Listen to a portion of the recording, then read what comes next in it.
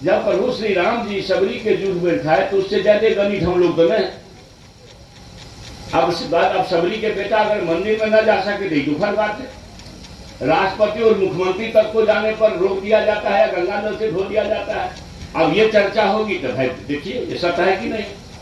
नमस्कार, आप देख रहे हैं न्यूज़ फॉर नेशन और मैं स्वाति पांडे आपके साथ। रामचरितमानस पर दो बार विवादित बयान देने के बाद एक बार फिर से बिहार के शिक्षा मंत्री प्रोफेसर चंद्रशेखर ने भगवान श्री राम और सबरी पर एक बयान दे दिया है। बता दें कि इन दिनों बिहार से लेकर के देश भर में हिंदू धर्म और सनातन धर्म पर खूब राजनीति हो रही है।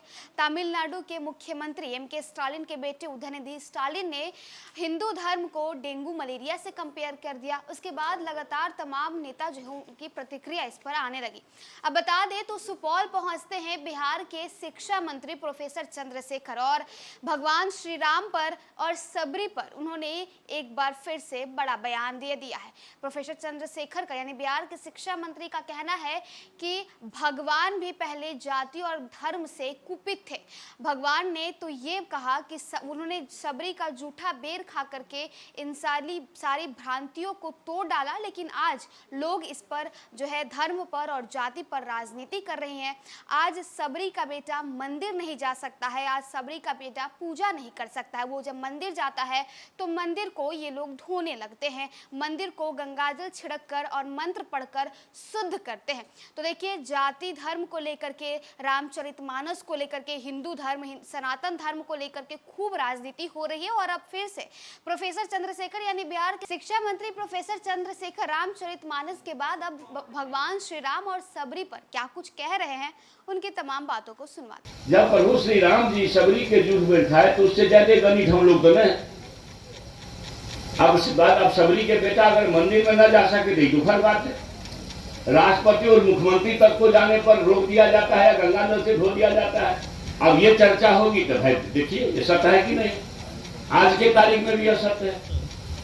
तो मेरा ये कहना है भगवान के जी सुपद भगत के यहाँ खा लिए तो भगवान किस हम लोगों से जरूर उनसे ज्यादा गणित हम लोग हैं। उसको छोड़िए, बाबा धर्मराज के सेवा तो आप करते हैं।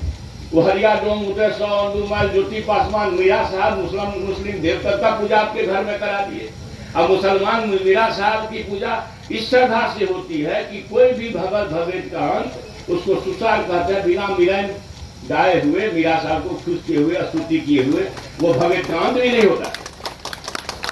जिस धरती पर अब समझिए उस समय क्या स्थिति रही होगी कि बाबा धर्मराज एक मर्यादा पुरुषोत्तम के रूप में आए और सब जाति व्यवस्था को खत्म करते हुए संदेश देके चले गए। हम लोग पकड़े हुए हैं पांव को, ना हम छोड़वे नहीं करेंगे। हम जो बोले तो उसको मोहन भागवत जी 2 बार बोली तो मोहन भागवत के जी काटने पर तो 10 रुपया लोग ने रखा कि शेखर के जी पर 10 करोड़ को कीमत हो गया। आप विचार करिएगा यहाँ क्या काम है भाई।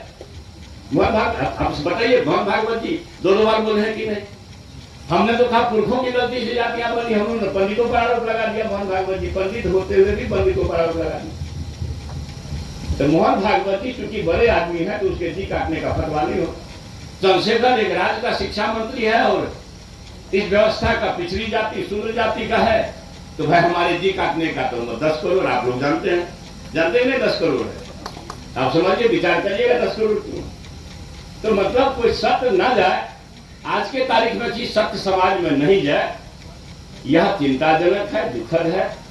जो ईश्वर ने संदेश दिया प्रभु परमात्मा ने कि देखो छूत अछूत कुछ नहीं है।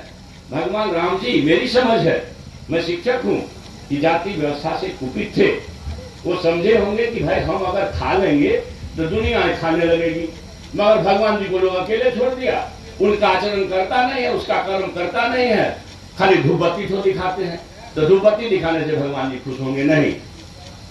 हमको भगवान जी राम जी सपना दिए, हमको बोले देखो चंद्रशेखर हमको लोग बेच रहा है बाजार में, तो बाजार से बिकने से हमको बचा लो। और इसलिए हम कभी कभी बीच बीच में एक सत्र को लाते हैं सामने। मैं सही बात बोलते भाई, राम जी का संदेश है कि मनवाद द्वारा बनाए गया छूट सबरी के जूठे बैर खा रहे हैं, वो समाज बना लीजिए। फिर भारत को कोई मायका लाल नहीं रोक सकता अमेरिका बचा है पछाड़ने में कामयाब होगा। मैंने खाली राम जी का वह देश तो बना दीजिए जो राम जी चाहते थे।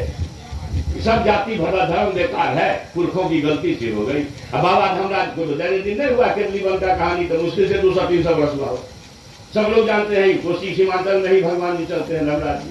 धर्मराज जी से बड़ा दर्शन है कुछ क्या? हरिया डोम तक को बेचारा वहां मचा करके पंगत लगाए। तो हम धर्मराज को धूपबत्ती दिखाते हैं, भगवान कृष्ण जी को धूपबत्ती दिखाते हैं, भगवान राम जी को धूपबत्ती दिखाते हैं, और फिर उनका किया हुआ नहीं करते हैं। इसलिए भगवान जी कुपित होते हैं, आपको समय पर बरखा नहीं मिलता।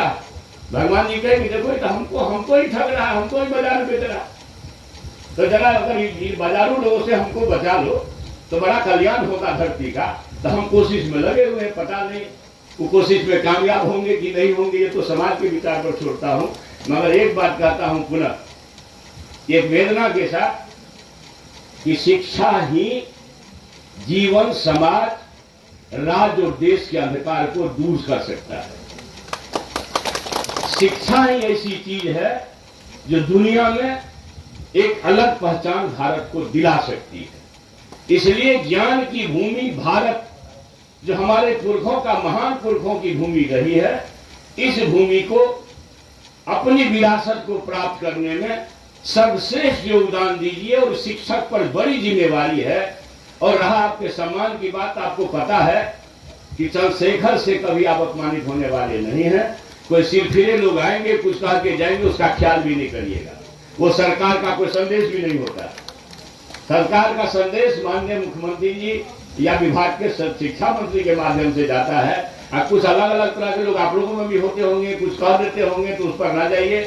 सरकार आपकी सरकार है, हर समय आपके सम्मान और मान, और आप तो शिक्षक है, समाज के दीपक हैं। और हमारे पौर को, भविष्य को खड़ा करने में सबसे बड़ा योगदान आपको है। भारत भूमि को ताकतवर बनाने में आप आज सो जाइए।